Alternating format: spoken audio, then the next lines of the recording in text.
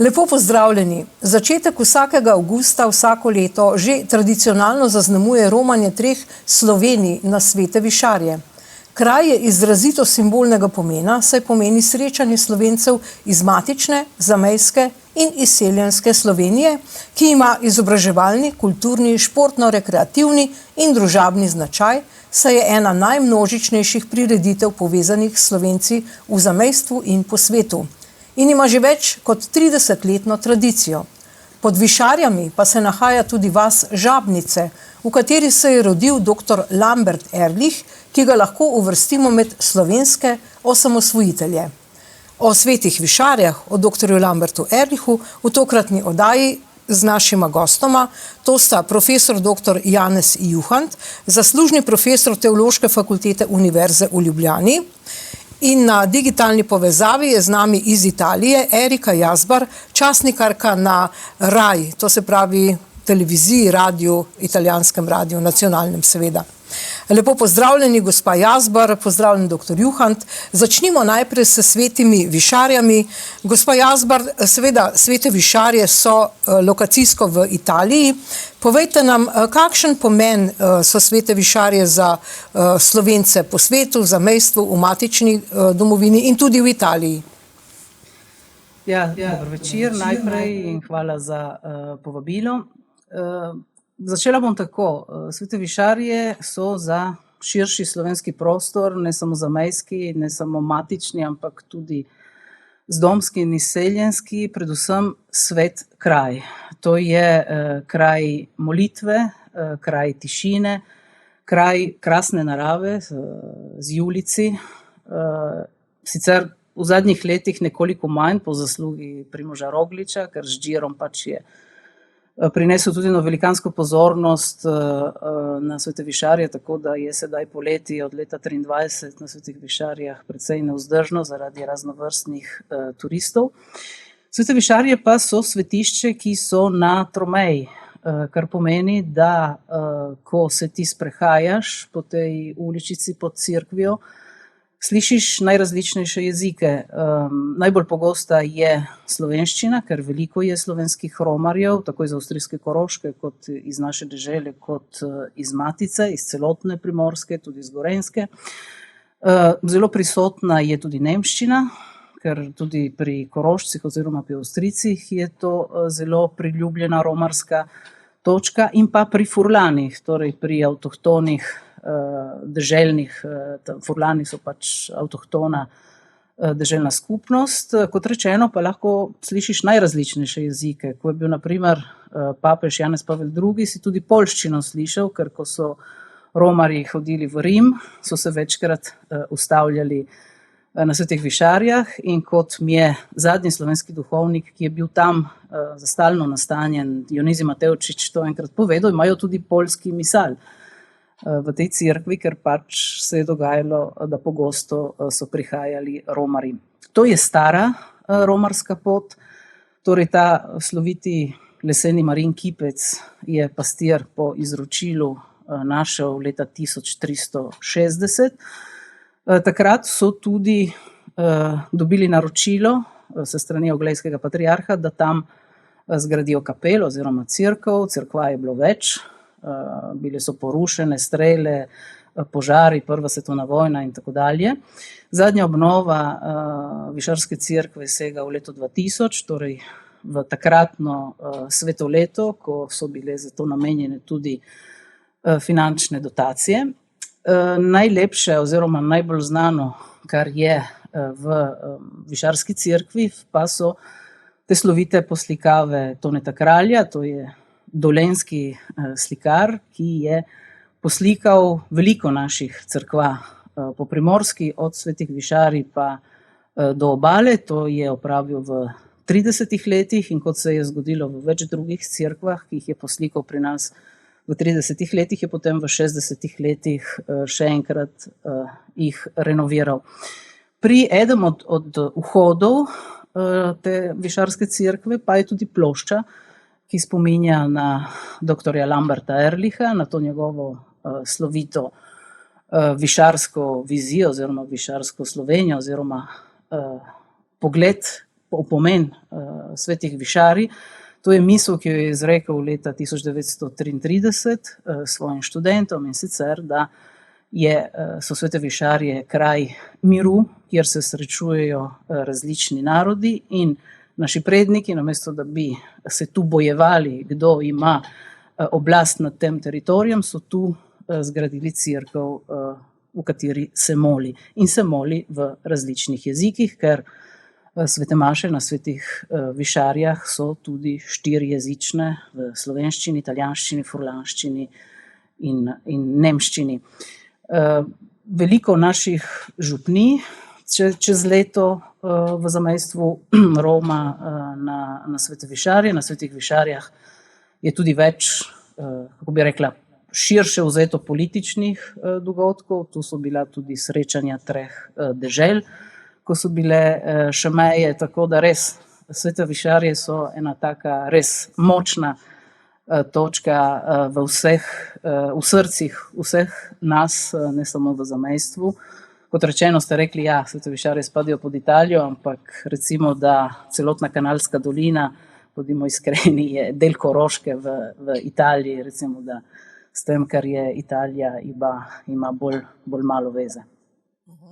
No, seveda, dr. Lambert Ehrlich je bil rojen v vasi pod Svetimi višarjami, vas se imenuje Žabnice.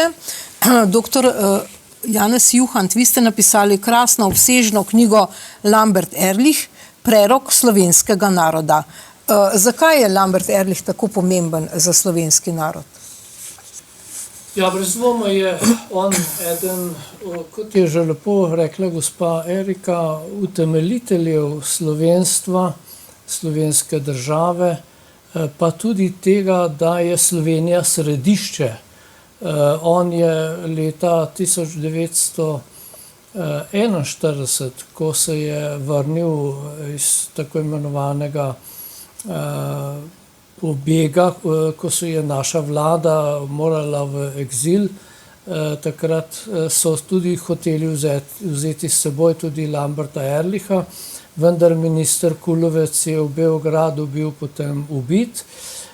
Drugi pa, predvsem srbski ministri, pa ga niso hoteli in se je potem iz Črne Gore po neki odisejadi, ko je tudi padel z avtomobilom in se nekje tako rekoč v pečini ustavil, tako da so njegovi spremljevalci, med njimi je bil seveda Ciril Žebot in drugi, mislim, da tudi Debeljak, rekli, joj, sedaj je pa vsega konec, ampak je preživel, samo nekako rahlo ga je streslo, kot je on sam rekel ob tistem dogodku, in potem rekel, pač vrnimo se in začnimo znova. In v Sloveniji je on takrat spodbudil, da bi se ustanovila tako imenovana podtalna vlada, v katero in je spodbudil k temu dr. Natlačena, vendar on ni bil takrat za to.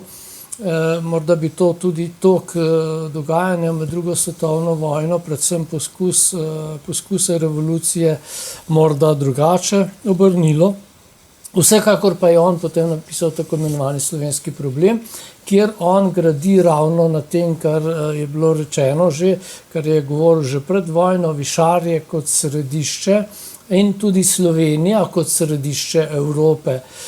Govori o tako imenovani Sloveniji kot vzhodni Švici, govori tudi o Sloveniji kot središču srednje Evrope, od Baltika do Egeja oziroma od vzhoda do zahoda, z glavnim mestom seveda Ljubljane in pa pristaniščem Trst. To se pravi, ta Slovenija bo pravzaprav tisto nekako, kar je potem kasneje nastal Bruselj, tako da je pokojni akademik dr. Kajetan Gantar rekel, predno so Schumann pa De Gasperi in Adenauer snovali Združeno Evropo, je že Ehrlich snoval to Evropo in se je dejansko ta ideja potem tudi širila v takratni prostor, posebno nekateri poljski diplomati, pa tudi mislim, da baltski diplomati baltskih držav so to poprijeli in nekako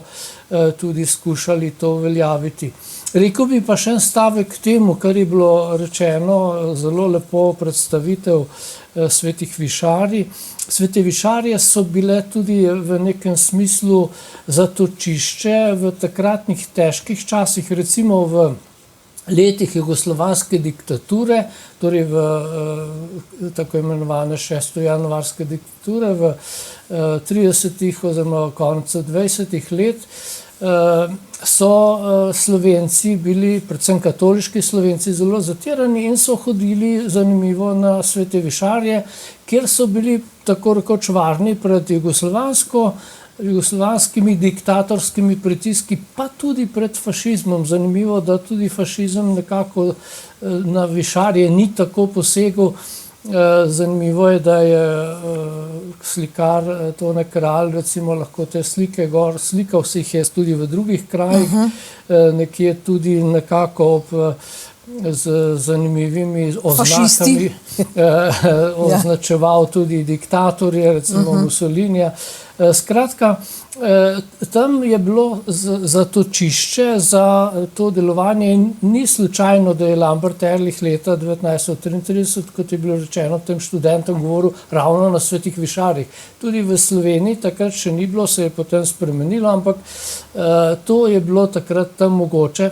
Potem pa seveda tudi v naslednjih, pač po tako imenovani svobodi oziroma v času komunizma, so se tam lahko neovirano srečevali Slovenci iz tako matice, tisti, ki so pač mogli odpotovati, vsaj v kasnejših časih je bilo to seveda tudi mogoče, pa tudi vsi tako iz begunstva in tudi iz domstva in pa seveda sosednjih dežel, kjer so lahko svobodno razpravljali in tudi dejansko odprto govorili o problemih vere, kulture, slovenstva. Tako da so višarje na nek način tudi dobile ta tok, ki se je potem nadaljeval tudi danes. Gospa Jazbar, kako poznan je danes Lambert Ehrlich v vasi Žabnice? Obstaja predlog, ki bolj ali je že realiziran, da bi jim dobil neko ulico, da bi se ulica poimenovala po njem? Ja, recimo Žabnice so danes manjša vas, ki spada pod večjo občino Trbiž. Slovencev je bolj malo, slovenščine med mašami ni več, ker kot rečeno slovenskih duhovnikov na Videmskem ni več. Če hočemo prav povedati, edini slovenski duhovnik, ki deluje v Videmski pokrajini, je pater Lah, ki je jezuit, ki deluje poleti na svetih višarjah. Maja meseca sta umrla še zadnja dva slovenska čedermaca, ki sta delovala predvsem v Benečiji, torej tu je Kanalska dolina, tako da slovenščina je prisotna pri molitvi, pri rožnih vencih, v pesmi, ampak slovenskih duhovnikov ni več. Okoli cerkve se je tradicionalno zbirala slovenska skupnost, tako to tudi rahlja slovensko skupnost. Za reči, da v Žabnicah ostaja še odmev slovite družine Ehrlich, ker družina Ehrlich, ko se je Lambert rodil v tej družini, je bila zelo znana v vasi. Imeli so eno veliko domačijo, ki je bila na glavni cesti, tam je bila gostilna, je bila pošta, Ehrlichov brat je pokupil gozde v Zilski dolini, bil veleposestnik in tako dalje. Tako da nekaj tega odmeva še ostaja. V Žabnicah živi tudi Ehrlichova pranečakinja. Kdo pa je dejansko bil Lambert Ehrlich?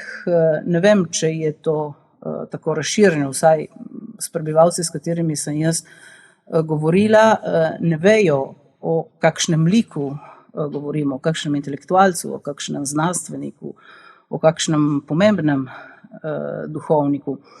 Kar se tiče tistih Slovencev pa, ki so bolj povezani z matično domovino, torej z Ljubljano, bi rekla, da so včasih preveč pod vplivom, ne bom rekla včasih, ne bodimo tako diplomatski, so pod vplivom tega, kar je slovensko zgodovinopisje v zadnjih desetletjih in še danes pisalo o Lambertu Ehrlichu. Proti Lambertu Ehrlichu in Gregorju Rožmanu se je usulo povojno zgodovinopisje, ideološko.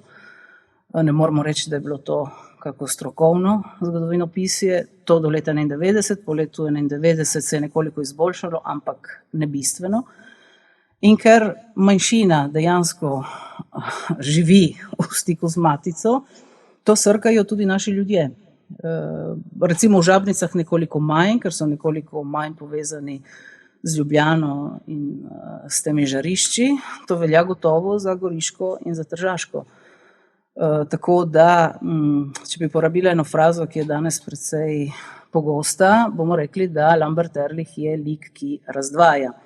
In ko se ta stavek pojavi v javnosti, naenkrat se znajdeš sam. V smislu imaš tista, ki gleda drugam, tistega, ki beži, tistega, ki se skriva in tako dalje. Tako da bi bilo ljudi oziroma predstavnikov, intelektualcev, kulturnikov, zgodovinarjev, ki bi se na našem koncu ukvarjali z valorizacijo lika Lamberta Ehrlicha, je zelo malo. Tisti pa, ki smo temu posvetili pozornost in se tudi izpostavljali v javnosti, pa pogosto se znajdeš zunaj kroga, kot bi rekla, zunaj kroga uradnosti. Sedaj omenili ste predlog občine Trbiž, da bi poimenovali eno ulico po domačinu Lambertu Ehrlichu. To je bilo na predlog domačega društva Marjo Černet, ki sicer deluje v Ukvah, ampak je razširjeno v celi Kanalski dolini. Prvi predlog je bil lepši, in sicer, da bi po Lambertu Ehrlichu poimenovali tisto pot, ki pelje do začetka romarske poti, ki pelje na Svete Višarje. Recimo, da z vsebinskega vidika bi bilo to lepše. Potem pa se je, kot rečeno, zgodil Giro, ki ni samo napolnil Svete Višarje s turisti, ampak je tudi prinesel poimenovanje te lepe poti do začetka romarske poti po Enzu Kajneru, ki je recimo mož, ki je v naši deželi povezan z organizacijo Gira. Tako da ta predlog, da bi poimenovali ulico po Ehrlichu, se je na to preselil na drugo ulico, ki je ravno tako pomembna, ker je v središču Žabnic. To pa, kar je pomembno s slovenskega zornega kota, seveda poimenovanje je bistvenega pomena za valorizacijo tega lika. Ampak to, kar je pomembno, je, da klobuk na organizacijo dogodka, ki bo do njega prišlo po imenovanju ulice in vsega, je dala ena od krovnih organizacij Slovencev v Italiji, torej Svet slovenskih organizacij, kar pomeni, da ni to nek izolirano društvo, posameznik in tako dalje, ampak ima tudi uradnost vsaj enega dela slovenske narodne skupnosti. No in lahko upozorimo še na neko manjšo knjižico, ki je tudi izšla pri vas o Lambertu Ehrlichu, lahko jo pokažemo, zdaj ko smo že tole obsežno knjigo, to je ta Svete Višarje. Kdo je to napisal, kaj lahko preberemo v njej? Jaz bi začela prej pri monografiji doktorja Janeza Juhanta o Lambertu Ehrlichu. Je temeljna, pomembna, zajetna, strokovna. Pomembna pa je tudi zato, ker smo jo tiskali oziroma izdale 3 Mohorjeve družbe, torej Celovec, Ljubljana in Gorica, kar je zelo užalostilo zgodovinarja Jožeta Pirjevca, da kaj Mohorjeve družbe s tako veličastno zgodbo se odločajo, da izdajo knjigo v takem izdajalcu, ker pač Jože Pirjevec ni diplomat glede Lamberta Ehrlicha. Na enem javnem dogodku, ki sem ga jaz moderirala, torej sem ga slišala, je tudi izjavil, da je bilo prav, da so ga ubili. Ampak mimo tega, ob tem, da je recimo pokroviteljstvo nad dogodkom v Žabnicah dalo Svet slovenskih organizacij, pomembno, da ta knjiga je šla pri teh 3 založbah, ki združujejo recimo Koroško, Matico in pa naše zamejstvo. Sedaj pa k tej knjižici, ki je išla pred nekaj leti, oziroma ki je išla ob 80. obletnici umora Lamberta Ehrlicha na streliški v Ljubljani, ki nosi naslov zelo preprost, Svete Višarje. Napisal pa jo je Marin Častilec, torej je anonimna. V resnici pa vemo, da je ta Marin Častilec Lambert Ehrlich. Knjižica je izšla v Celovcu leta 1910, pri tej zvezi, ki jo je on sam ustanovil in ki deluje še danes pod imenom Krščanska kulturna zveza, torej je tisti klobuk, pod katerim so vse katoliške kulturne organizacije na Koroškem. Takrat pa smo se odločili, da bomo ta tekst prepisali in ga izdali. Prepisan je v originalu v izvirniku, torej tudi s staro obliko slovenščine in tako dalje. Dodali smo nekaj slik, ki smo jih zbirali v širšem slovenskem prostoru. Knjižica je šla po novem pri Rafaelovi družbi in pri založbi Družina. Zakaj? Ker je to ena krasna ljubezenska izpoved Lamberta Ehrlicha, navezanosti na domači kraj in na svete višarje. Če preberete ta tekst, je tako nežen, je tako čustven, je tako lep, da bi rekla, ne vem, ga boste težko prepoznali, ker pač on je pisal strokovne članke in tudi agitiral ljudi in tako dalje. Tako da je to res lepo branje za vse tiste, ki na svetih višarjah ne iščejo samo lepih razgledov in pohodov na lovce, ampak ki zanje so svete višarje svet kraj in predvsem kraj molitve. Da je bil Lambert Ehrlich povezan s svetimi višarjami, to je enkrat ena. V Gorici je živel Žabničan, Martin Kraner, rojen v Žabnicah, odraščal v Ljubljani in potem od povojnega časa dalje je živel v Gorici. Sem bila večkrat pri njem na pogovoru. Lambert Ehrlicha je poznal in ko sva začela o njem govoriti, mi je rekel, ja, on je bil letnik 18, umrl je v zelo visoki starosti, star 99 let.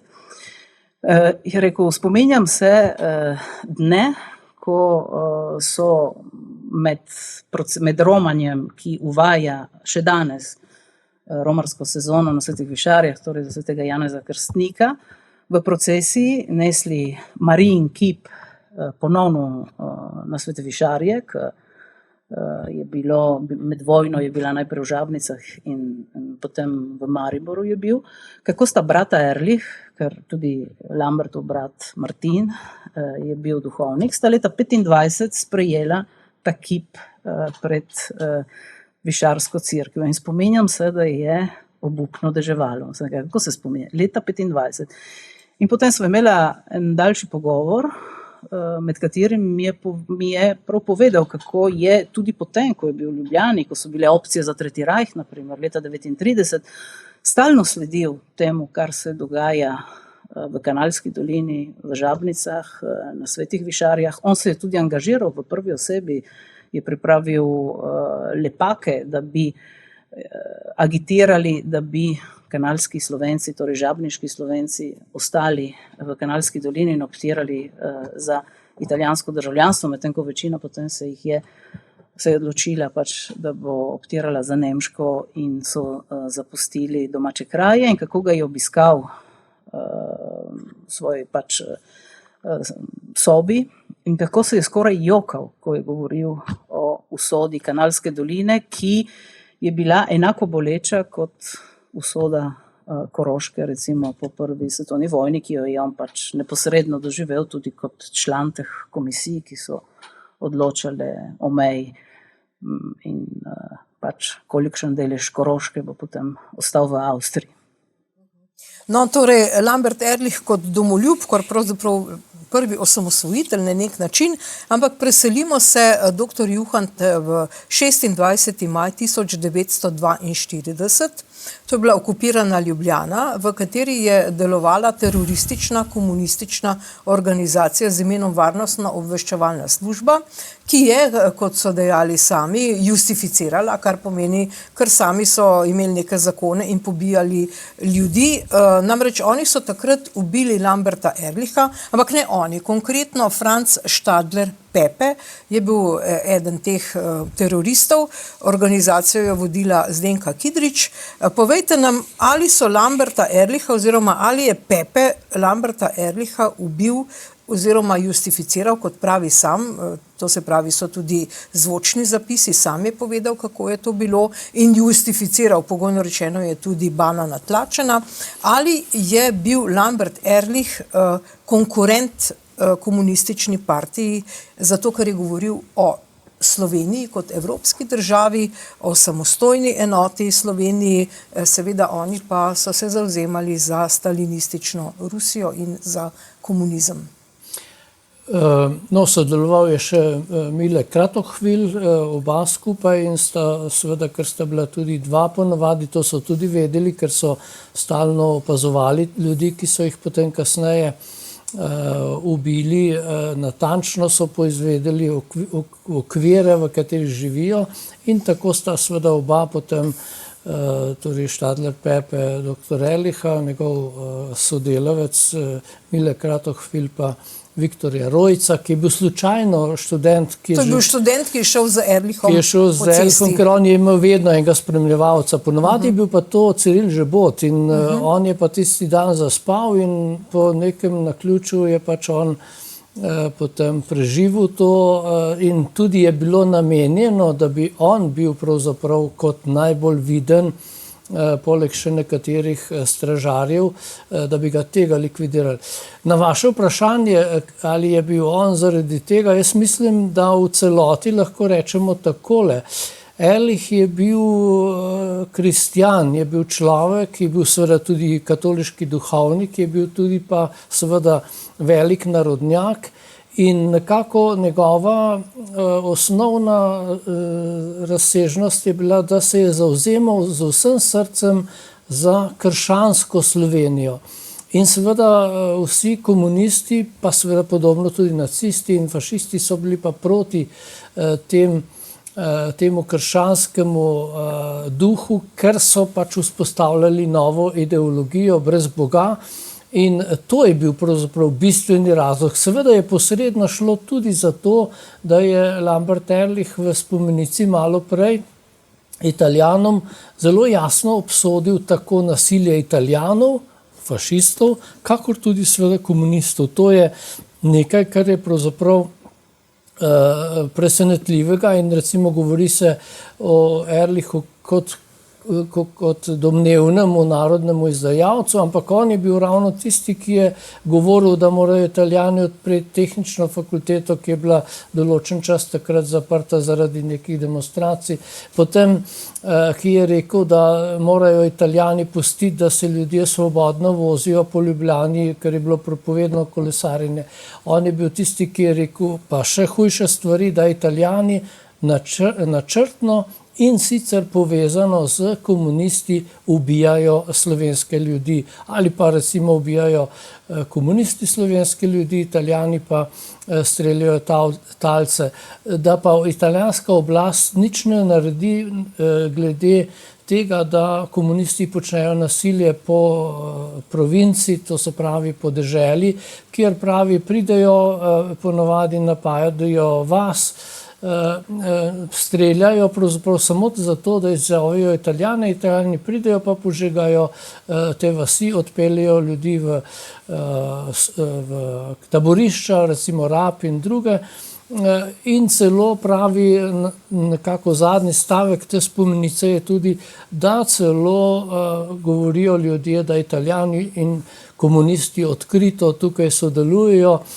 In to tudi potrjuje tisto, kar se velikokrat v naši družbi pozablja, da je bila pri nas predvsem revolucija, ki je tudi povzročila nesorazmerno več žrtev ravno zaradi tega, ker so pač komunisti hoteli, da se znebijo nasprotnikov.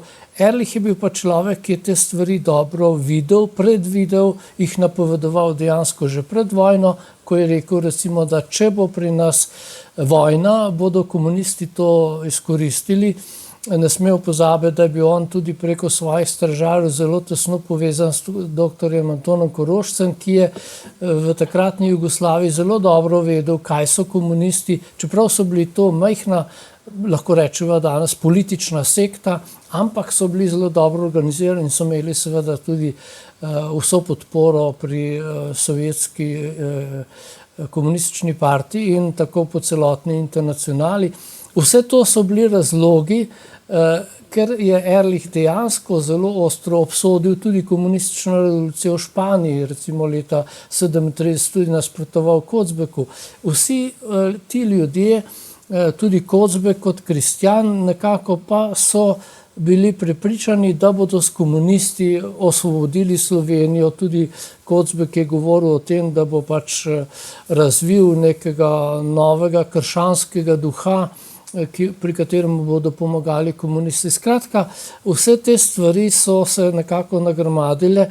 Prvenstveni razlog po moje za Ehrlicha pa je bil, da je on vedel, in to danes še bolj jasno vemo, da komunizem, nacizem in fašizem ne odobravata človekove svobode, ne dopuščata človeku normalnega razvoja. Ta razvoj je Ehrlich videl samo v krščanstvu, in ker so vsi ti sistemi nasprotovali krščanstvu, je Ehrlich potem temu tudi jasno rekel ne. To pa je seveda našlo nasprotovanje tako pri Italijanih, ki so že takrat po tej spomenici rekli, recimo en polkovnik je rekel, prinašalca te spomenice, ko so jo prenesli v italijansko komando, in pa tudi avtorja bi bilo treba takoj postreliti. No, to so pa potem komunisti tudi naredili. No, ampak komunisti so bili še bolj barbarski, da ne rečem zverinski, ker so potem, ko sta bila Rojec in Ehrlich pokopana, izkopali ta grob, odprli grob in vzeli kosti ven in jih zavrgli, njega pa tudi Bana Natlačena, ki ga je tudi ubil ta Franz Stadler Pepe, so jih odvrgli neznano kam. To se pravi, grob danes na Žalah in tudi ta v Žabnici je prazen.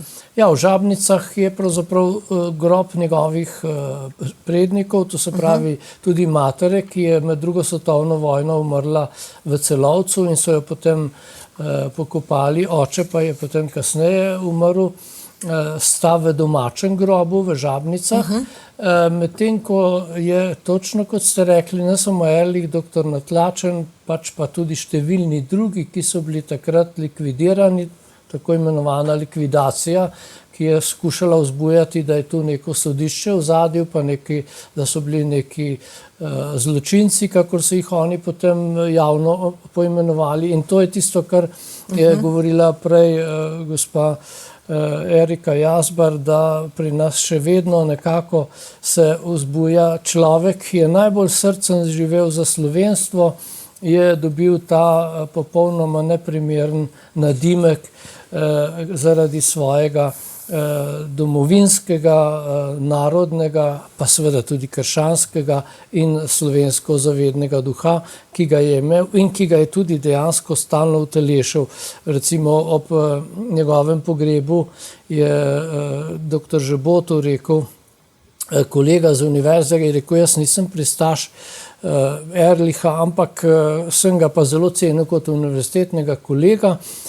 Še posebej pa sem ob tem pogrebu, ker se je zbralo 13.000 ljudi po njegovem umoru 31. maja leta 1942, videl, da je bil on še nekaj več kot nek profesor, ampak je bil pravzaprav prerok slovenskega naroda. V tem smislu je on pravzaprav prvi nakazal to, kar se dejansko kaže v celoti Ehrlichovega delovanja. Torej, on je bil človek, ki je z vsem srcem, vso dušo, kakor je pokazala številna udeležba na njegovem pogrebu, živel za slovenstvo, živel za katoliško cerkev in z vsem srcem se boril proti tistim, ki so skušali Sloveniji zradirati vse duhovne temelje in ustvariti nekega novega človeka po marksistični podobi, ki pa je bil pravzaprav samo farsa za to, da je novi razred zavladal nad Slovenci.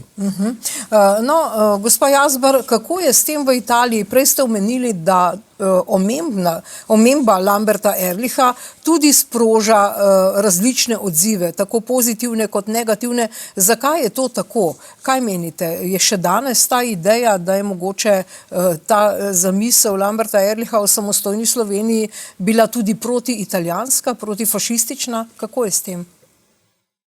Recimo, da italijanski svet Lamberta Ehrlicha v glavnem ne pozna, tudi ker v italijanščini ni dostopnih tekstov, ki bi o njem pisali. Je samo ukovški župnik Mario Garjup napisal eno knjižico o Lambertu Ehrlichu, če ne nastopa v glavnem v zgodovinopisju v kakšnem odstavku, in ker italijansko zgodovinopisje filtrira pač to, kar prinaša zgodovinopisje iz Slovenije, si lahko predstavljate, kaj pišejo o njem, če sploh pišejo. Kar se tiče Slovencev, pa kot rečeno, smo pogojeni oziroma so pogojeni s tem, kar matica govori. To govorimo v zadnjih desetletjih, seveda v povojnem času, ko smo recimo imenujemo jo tako imenovana katoliška demokratična stran, ali kot jo hočemo pač nazivati, smo premogli svoje poudarke in bistveno več pluralizma kot danes, pa čeprav nismo imeli struktur, medijev in tako dalje, je recimo Katoliški glas, ki je bil en tednik ali Slovenski primorec pred njim, več formiral od tega, kar formirajo vse naše strukture, ki jih imamo mi danes na razpolago, in to predvsem zato, ker nimamo jasnih načel jih ne prebereš več nikjer. Prilagodili pač smo se uradni naraciji, to, kar dobimo v Sloveniji, se ne povezujemo z živimi sredinami v Sloveniji, ki ponujejo drugačen pogled na svet in ki v zadnjih dobrih 30 letih se jih je razvilo veliko in imaš na razpolago veliko medijev, radijev, blogov in tako dalje. Tako da v bistvu, kot ste prej rekli, o njem slabo govori in dobro ne. Dobro, mislim, da boste našli ljudi na prstih ene roke, ki si upajo se izpostavljati na katerem dogodku o Lambertu Ehrlichu, ki recimo ponuja eno drugačno sliko o njem, torej da ni izdajalec, antisemit in ne vem kaj vsega, lahko dobite tudi na Wikipediji o njej, ki kolikor vem jo tudi stalno popravljajo in ponovno se vračajo te besede. Za reči, da ponavljam, Lambert Ehrlich in Gregorij Rožman sta dve ikoni, na kateri se je usulo zgodovinopisje, in če ti dve ikoni pač padeta, v smislu, da nista bili te negativni figuri, kot so nas učili vsa ta desetletja, pač nekateri ostanejo brez argumentov. Ampak nekaj se dogaja, pač ulica je dogodek, knjiga profesorja Janeza Juhanta je tudi korak naprej, ker se jo bere, jo imajo tudi pri nas. Vedno več je takih, ki ti bojo rekli v privatnem pogovoru, ja, saj res in tako dalje in tako dalje, in pač pot gre naprej, tako kot je neuresničena tranzicija v Sloveniji počasna, tako velja tudi za naše zamejstvo, ker živi del zamejstva utripa z matico. Če matico utripa na tak način, utripamo tudi mi. Žal, kot rečeno, imamo matične sredine, ki ponujajo drugačne vsebine, ampak po njih ne sežemo, ker je dosti lažje recimo se prilagoditi tej uradni naraciji, v glavnem molčati in se ukvarjati z drugimi dejavnostmi, vsebinami, družbenimi dogodki in tako dalje. Če lahko nekaj dodam temu, kar je bilo doslej povedano, mi v zamejstvu smo uživali sadove Lamberta Ehrlicha z njegovimi učenci. On je bil zelo priljubljen pri mladini, je imel skupino stražarjev, ki so bili elita na več področjih in so tisti, ki so v svetu, tudi pri nas, sicer pri nas bistveno manj, ampak recimo predvsem v Severni Ameriki, so gojili še naprej idejo samostojne Slovenije, torej slovensko državno misel, ko si ljudje sploh niso sanjali, da bi gojili pač to možnost in to idejo in to sanjo samostojne slovenske države. V Trstu sicer smo imeli Franca Jezo, ki nima veze s Lambertom Ehrlichom, ampak smo imeli tudi več stražarjev, ki so bistvene zadeve pripomogli v našem svetu. Omenim samo Jožeta Peterlina. Jože Peterlin je bil med ustanoviteljem, gonilna sila ali kakorkoli hočete definirati, vsega kakovostnega, intelektualnega, kar je danes v zamejstvu študijskih dnevov Draga, do založbe Mladika, do slovenske prosvete in tako dalje. Vinko Beličič je bil fenomenalen pesnik, intelektualec, kulturnik, ki je bil profesor na naših šolah. Torej on, ki je imel prefinjen čut za jezik in tako dalje, se je znašel v razredih, kjer recimo slovenščino so zaradi fašizma niso, smo bili v bistvu napol analfabeti v slovenskem jeziku in on se je v slovenskih šolah, on skupaj z drugimi temi politične migracije, ki so delovali pri nas, so nas na novo naučili slovenskega jezika.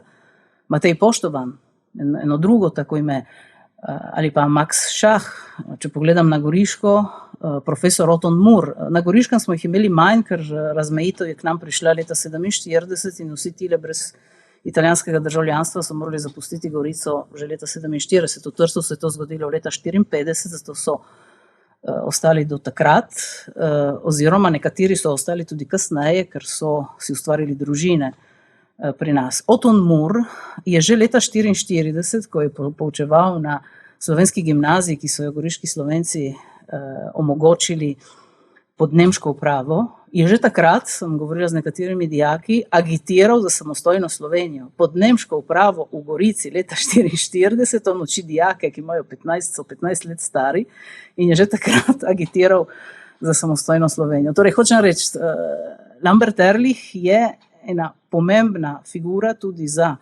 Slovence v Italiji, iz raznih razlogov, ki smo jih danes omenjali, ampak tudi glede tega, glede teh njegovih učencev, ki so opravili ogromno delo med Slovenci po svetu.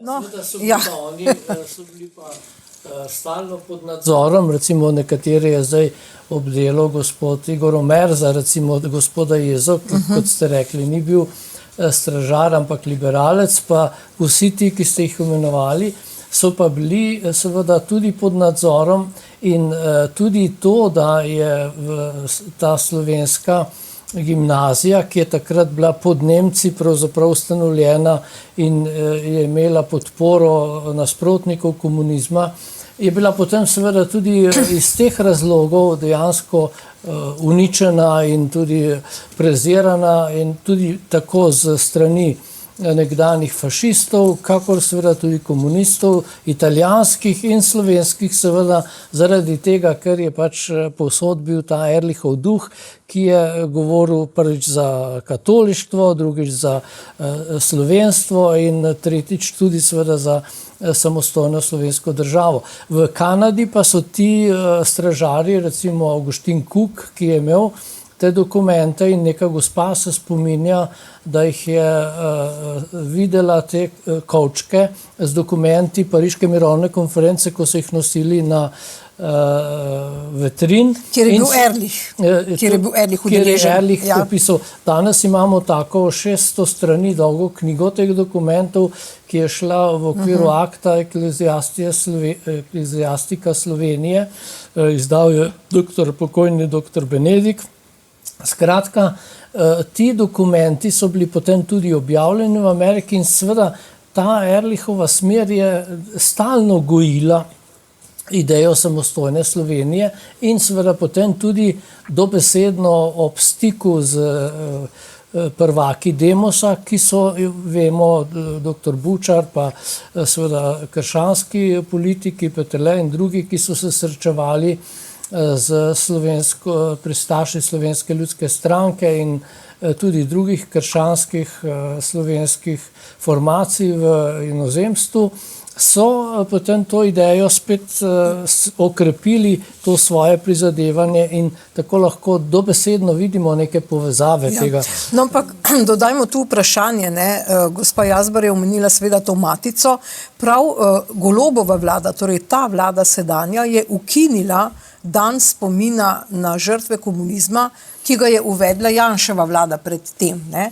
In še vedno, to je bilo seveda leta 23, če se ne motim, so to ukinili. Pred 2 leti, ja. Pred 2 letoma, ja, ampak kljub temu se vi še vedno zdaj izbirate vsako leto 16. 17. maj, mislim, da je to, na Trgu Republike in na spomenik revolucije položite svečke, in v ta spomin. Tako, kako dolgo bo zdaj to trajalo, da ne bomo imeli, da smo brez tega spomina na žrtve komunizma in da še vedno imamo te komunistične mitološke spomenike? Ja, gledajte, to je zelo pomembno vprašanje, ki zadeva tudi recimo mene zelo žalosti, recimo, da to vprašanje nekako tako intelektualci, nekateri enostavno spregledajo, to je tudi vprašanje avtentičnosti zgodovinske resnice. Pri nas je bila revolucija, to je dejstvo. Seveda pa in zanimivo, da oblast, ki je tudi Golobova, pa tudi vse te leve oblasti, ki se sklicujejo, vemo, da so se nekateri tudi so imenovali ponosni nasledniki bivših komunistov in so se tudi priklanjali recimo tem. In se klanjajo Kidriču. Kidriču, ja. Recimo na Trgu Republike. Skratka, tukaj gre za neko dvojnost. Kajti med 45 in 90 je bila glavna ton vsega političnega dogajanja zmagovita revolucija, skratka premagali smo sovražnika, ki pa je bil predvsem seveda sovražnik, ki je bil nasprotnik komunizma, to se pravi verni in pa krščanski ljudje v Sloveniji, ki so bili zaradi tega pomorjeni, okrog skoraj 20,000 žrtev, recimo, govorijo recimo podatki v tem obdobju med vojno in po vojni Slovencev, vseh v Sloveniji pa najbrž kar nad 100,000, to se pravi, ta revolucija je bila zelo krvava, ne samo Ehrlich, ampak številni drugi so bili žrtve tega in nekako ne moremo pač v naših razmerah, če hočemo biti avtentični, teh stvari spregledati. In tudi vsi nasledniki, ki se sklicujejo na to, vendarle morajo to priznati. Če ne priznavajo, naj pogledajo, kako je bilo to v 45 letih komunistične Slovenije. Seveda pa je tudi danes se to ni bistveno spremenilo in samostojna Slovenija ni nastala na podlagi tega, ampak je nastala ravno kot nasprotje tej revolucionarni logiki, ki je govorila o veliki Sovjetski zvezi, o sovjetskih republikah, med katerimi bo tudi Slovenija ali je bila tudi takrat Španska republika. Skratka, vse to je bistveno, seveda pa danes sploh ne gre za to, ampak danes gre samo za to, kot sem že večkrat to povedal, kar je zapisal Berdjajev, da nasledniki tako imenovane te komunistične provenience branijo svoje interesna področja, od tega živijo in seveda zato niso pripravljeni pogledati tej resnici v oči, ampak zato pa živimo še vedno v neki laži, ki je problem za njih, ker oni se morajo stalno nekako delati, da je bilo to tako, čeprav vemo, da ni bilo, in pa seveda tudi vse žrtve, ki in njihovi potomci so še vedno zaradi tega prizadeti. To je neka travma naše družbe in kot veren človek se zavedam, kako težko ljudje živijo, če so obremenjeni, tako potomci storilcev, kakor tudi seveda potomci žrtev. Nedavno smo imeli v parlamentu o tem razpravo in recimo gospa, ki je bila 2 let stara, ko so jo umorili očeta na Teharjah ali v Hrastniškem rovu, kakor je pripovedovala, ali druga gospa, ki je imela očeta, ki je izgubil 3 brate in je bila družina s tem zaznamovana. Skratka, vse to govori o tem, kako travmatično so zaznamovani ljudje in ne morejo normalno živeti. Pri nas pa se zdaj tudi ukinitev, ki so jo omenili, kaže na to, da določeni ljudje enostavno nimajo prostora v naši družbi. Jaz sem to tudi javno napisal in predsednici in ponavljam to tudi seveda tej vladi. Ta vlada je vlada vseh Slovencev in kakorkoli se kdo s čim ne strinja, vendar ljudem, ki tukaj živijo in predvsem tudi pokojnim je treba dati možnost, da bodo del te družbe, da imajo svoj prostor. S tem bomo na nek način končali in tudi odprli poti, da se te travme tako pri enih kot pri drugih razrešujejo.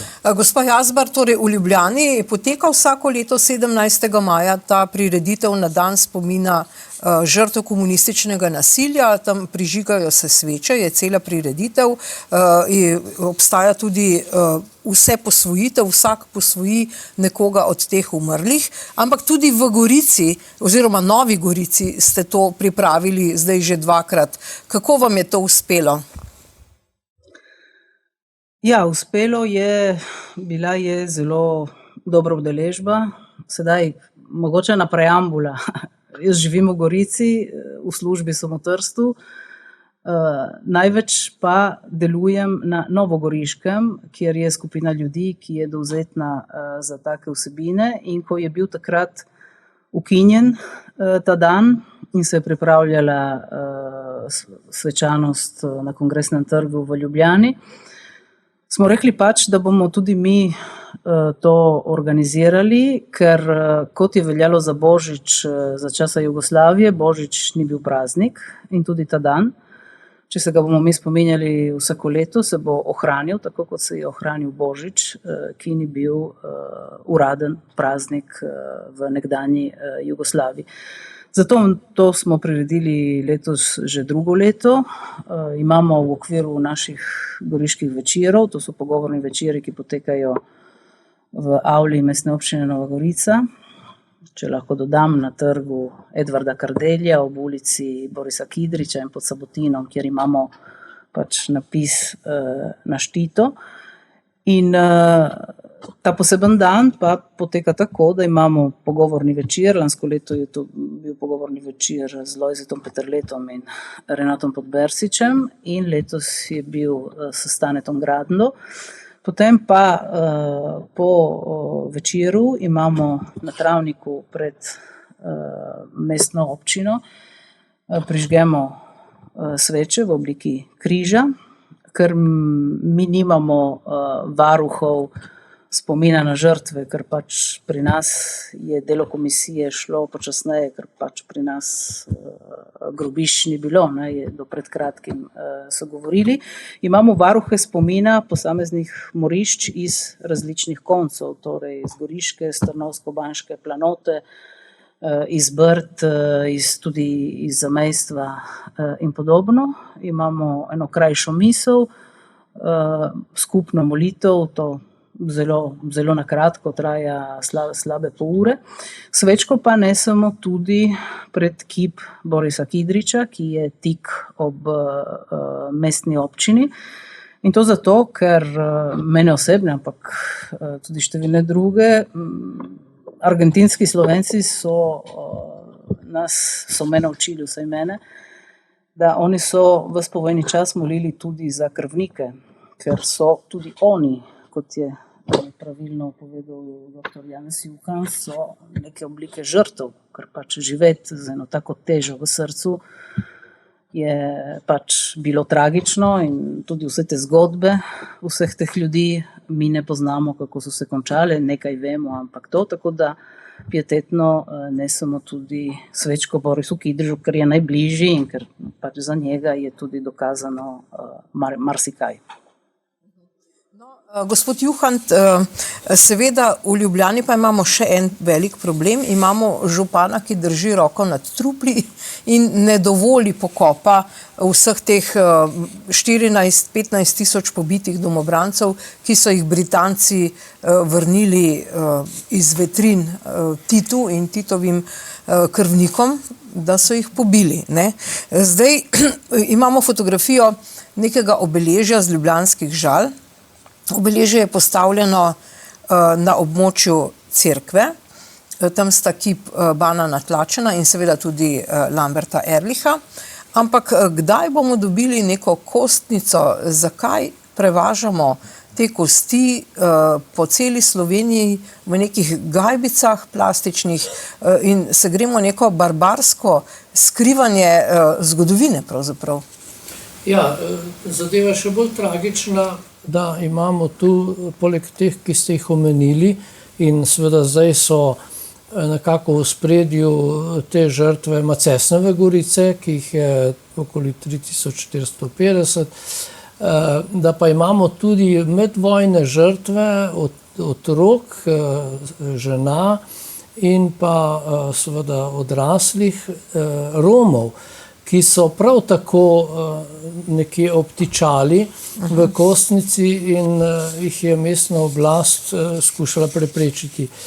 Zdi se, da tu vsa leva oblast, ki trenutno vlada Sloveniji, sodeluje, kakor so številni prepričani, ni to zgolj zadeva župana Jankovića, ampak je zadeva celotne oblasti, ki nekako noče, da bi se ti ljudje pokopali v Ljubljani, kar si želijo svojci, ki so tudi na tem srečanju, ki smo ga imeli v parlamentu na povabilo predsednika komisije za enake možnosti, človekove pravice in peticije, so govorili tudi o tem, da se še vedno počutijo kot nekako neželeni v tej družbi, ker pač enostavno nimajo njihovi svojci, pa tudi oni svojega enakopravnega mesta v tej družbi.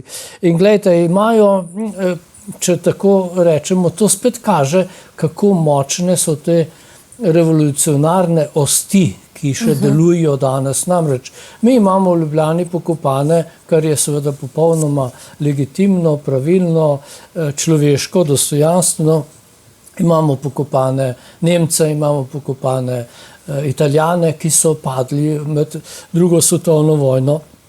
Ne smemo, ali ne bi pa ne smeli pokopati pa domobrancev, prosim vas, tudi ti ljudje, in ti ljudje so bili... Slovencev pravzaprav. Slovencev, ja, ti ljudje so bili Slovenci, so bili nedolžni, ni bilo nobene obsodbe, ki bi rekla, ta in ta je bil kriv tega in tega, ni bilo nobenih, ampak so bili, kot vemo, revolucionarno, izvensodno pobiti, pomorjeni, zatrpani v te kraške jame in tako dalje.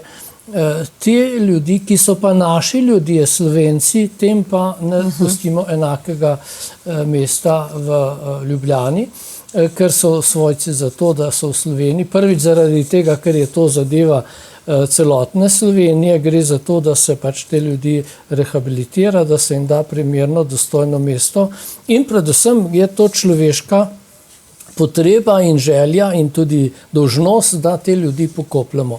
In mislim, da je to res nevredno in recimo dobili smo vabilo, recimo tudi iz društva Združenih obliki sprave, da se udeležimo slovesnosti pri Macesnovi Gorici, ki jo organizira, mislim, da urad predsednice in pa tudi minister Sajovic. Glejte, ne moramo se tega udeležiti, ko pa na drugi strani pa nobeden od teh državnih voditeljev pa ne bo recimo na tej spravni slovesnosti, ki bo z svetomašo 7. junija pri Macesnovi Gorici. Vse to kaže na neko anomalijo, torej odklon in tudi nenormalnost naše družbe.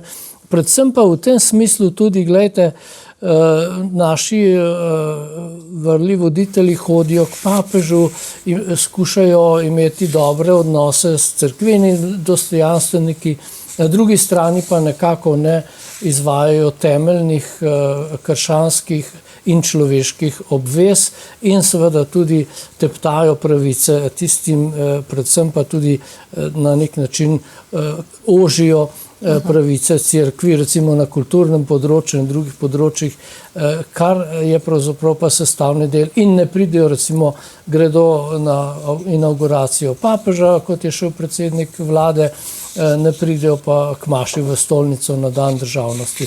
Mislim, to so neke take zelo anomalije, ki jih zelo težko sprejemamo. No. No, opozorimo zdaj še samo na kratko na to knjigo, o temi, o kateri smo govorili že pred enim letom. To je bila knjiga Cerkev na Zatožni klopi, zdaj pa je išla druga knjiga te vrste, Nik Trontelj, pa vi ste avtor, pa Tamara Grizer Pečar in pa Jernej Letnar Černič, Težka pot do pravice. Kaj lahko zdaj preberemo v tej knjigi? To so procesi zoper duhovnike, redovnike, redovnice in zdaj so na nek način bili ponovno odprti ti procesi in rehabilitirani. Torej, ta problem rehabilitacije zadeva seveda te povojne, tako imenovane montirane procese, v katerih je pa bil velik delež, so bili ravno duhovniki. Gospa Tamara Grizer Pečar je takrat v tej knjigi opisala te sodne procese v knjigi z naslovom Cerkev na Zatožni klopi. Potem je šla tudi knjiga o Rožmanovem procesu, ki jo je tudi ona pripravila skupaj še z nekaterimi in tudi takratnim državnim tožilcem Drobničem dosegla, da je bil proces proti Rožmanu anuliran, torej poničen. Skratka, ta knjiga pa nekako poskuša, nastala je pravzaprav zaradi tega, ker številni duhovniki še niso bili rehabilitirani, je pa nekako leta 2012 bilo po zakonskih osnovah končano, da se lahko vlagajo te sodbe, vlagajo v tožilstvu, da te sodbe ponovno gredo v proces in se razveljavijo. Ampak smo dosegli na tožilstvu in tako prejšnji državni tožilec kot sedanja državna tožilka ta proces sprejemata. Imeli smo tudi podporo širšega kroga podpisnikov na spletu in pa ustanovili smo komisijo s podporo nadškofa Stanislava Zoreta in pa seveda tudi širše škofovske konference, ki še vedno podpira ta projekt, da lahko pregledujemo arhive. V knjigi sedaj obravnavamo torej te probleme, zakaj je prišlo do teh procesov, obravnavamo tudi čas, v katerem so se ti procesi odvijali in tudi način, kako so potekali, ter nekatere, ki so bili v tem procesu pač obravnavani in vse sodbe, ki so bile rešene v prispevku. Skratka, prispevek k zgodovini komunizma v Sloveniji. Dobro, za konec, gospa Erika Jazbar, vas vabim, da povabite ljudi na tokratne srečanje na Svetih Višarjah. Ja, kaj lahko rečem? Letošnje srečanje bo 37. po vrsti. Srečanja so se začela še pred osamosvojitvijo Slovenije, zametki pa segajo v desetletja prej in to zato, ker se je iskalo en kraj, kjer bi se Slovenci iz matice, zamejstva in zdomstva lahko srečali. Izbran je bil pač ta sveti kraj, ker je to na Tromeji, ker je to bilo takrat v Italiji, kamor so lahko prihajali tudi zdomci, tisti, ki so bili del politične migracije, prihajali pa so lahko tudi nekateri iz matice. Potem, kot rečeno, leta 1989 je to se formaliziralo, je dobilo tudi eno obliko tudi scenosleda, če lahko tako povemo, in sicer zjutraj je najprej ob 10:30 je predavanje. Vsako leto se izbere predavatelja iz ene od treh Slovenij, torej iz Domstva Slovenije in Matice se vrstijo. Predavanja so vedno zelo kvalitetna, pa naj bodo predavatelji umetnostni zgodovinarji, kot je bilo lansko leto, zgodovinarji, novinarji ali karkoli pač, je tisti, ki nastopi na romanju treh Slovenij, vedno kvaliteten predavatelj, ki se splača ga poslušati. Potem je pač tudi manjši kulturni program, opoldne je maša, ki jo običajno vodi kak slovenski škof ob semaševanju slovenskih izseljenskih duhovnikov, in potem sledi na ploščadi za cerkvijo krajši kulturni program. Na Svetih Višarjah je vedno lepo, v vseh teh letih, ko sem se udeležila tega srečanja, je bila burja, je bilo sonce, je bilo mraz, je bilo vroče, je bilo karkoli pač.